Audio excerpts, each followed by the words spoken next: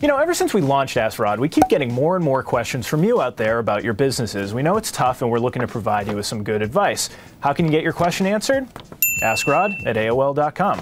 Anyway, let's dip into the mailbag here. We've got a question coming in from Karen Nielsen with a company called Next Stage Furniture.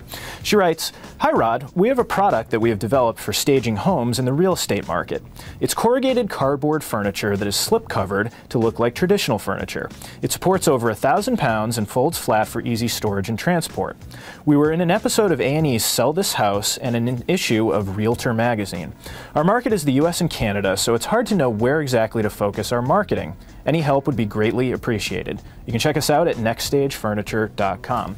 Well, Karen, thanks for your question. I actually did go over to your website, and my first question was, why would anyone want to sit on a couch made of cardboard? And then I realized it's really, as you point out, for staging. So when people are trying to sell a home, they can put sort of this mock furniture in there. So right away, it's a very clever product. I had not heard of something like this. It may be on the market. So I think that's the first thing when you're trying to get the word out. If you have like a truly unique invention or creation, that goes a long way when you're trying to sell your story. So I think you want to do whatever you can to trumpet that. I think in the case of your industry, the real estate market to a certain extent, I think there are more and more niche publications and niche websites that you should be going after. And I think this is great advice for someone in any industry, that it's so fragmented now that you can really get out there and reach the people you want to reach. So you probably know the real estate world very well. You want to essentially go after the types of publications that the people you're hoping to sell to are reading. So you mentioned Realtor magazine. I think you want to use that little bit of PR success and try to get the word out to other trade publications. Again, you want to look at real estate sites. There are a lot of home design sites that deal quite a bit with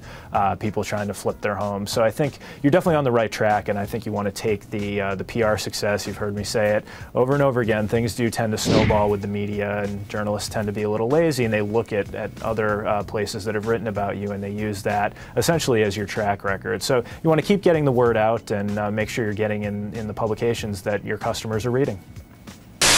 Moving on now to an email, and this looks like a great one here. It comes from Bettina Zoppi. I hope I'm pronouncing that right. She writes, "Dear Rod, why is it so hard for me to get my card game promoted?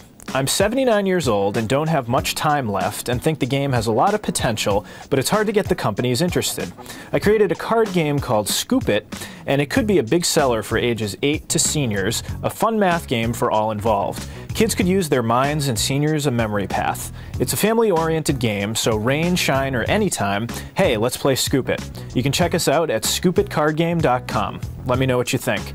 Well, Bettina, thank you so much for your question, and I salute you. 79 years old, going strong, and chasing your entrepreneurial dream. And I beg to differ. I think you have plenty of time left. I think it's something like running a company that's going to keep you fresh and going strong. So, you know, congratulations on your success so far. It sounds like you're passionate about this product, and it sounds like a clever one. I checked out your website briefly, and I think, you know, in terms of getting your game in front of people, you want to consider, in some ways, some free samples. So you might want to go down to your local YMCA or a local school where they have after-school programs, and really just essentially give them the game, say, I'm trying to get the word out. And that's how you get in front of kids who are going to give it a shot and want to try out the game and learn more about it, and hopefully they like it and convince their parents to buy it. I would say the same thing with seniors. If you're trying to reach them, local senior centers, this could be a great way to get it in front of people, and hopefully you build up that demand. To be perfectly honest, I think you've got a great story here, going strong at 79. I hope the show here, the plug on Ask Rod, will help with the publicity, but you want to get out there and tell your story. I mean, there really aren't that many people pushing 80 that are running their own companies these days, especially with